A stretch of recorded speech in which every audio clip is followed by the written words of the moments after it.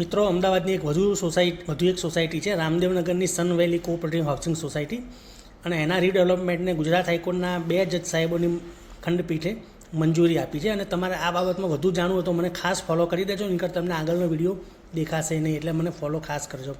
આ સન વેલી સોસાયટી જે રામદેવનગર અમદાવાદમાં આવેલી છે, એમાં એવું હતું કે 66 એપાર્ટમેન્ટ હતા, એમાંથી 64 જણા તૈયાર હતા. એટલે સોસાયટીએ કેસ કર્યો કે ભાઈ એમને રીડેવલપમેન્ટ માટે મંજૂરી આપવામાં આવે, અને સિંગલ જજ વૈભવી નાણાવટી મેડમ એમણે રીડેવલપમેન્ટને મંજૂરી આપી હતી. ને એ લોકોના જે વાંધા ઓબ્જેક્શન લીધા હતા, એમના જે વાંધાઓ છે ફગાવી દીધા હતા. હવે બેમાંથી એક મેમ્બર તો આ જજમેન્ટ આવ્યા પછી રીડેવલપમેન્ટમાં જોડાઈ ગયા, પણ બીજા એક મેમ્બરે 2 જજ સાહેબોની ખંડપીઠ નામદાર હાઈકોર્ટના જસ્ટિસ સુનિતા અગ્રવાલ મેડમ અને જસ્ટિસ અનિરુદ્ધ માઈ સાહેબની કોર્ટમાં અપીલ ફાઇલ કરી હતી. અને અપીલની સુનાવણી તાત્કાલિક થઈ ગઈ, અને કોર્ટે સ્પષ્ટ કહી દીધું કે ભાઈ લવાદ સૂટ ફાઇલ કરી અને તમે 3 વર્ષ સુધી સોસાયટીનું રીડેવલપમેન્ટ અટકાવો અને બીજા બધા મેમ્બરોને તકલીફ થાય એવું કરશો નહીં.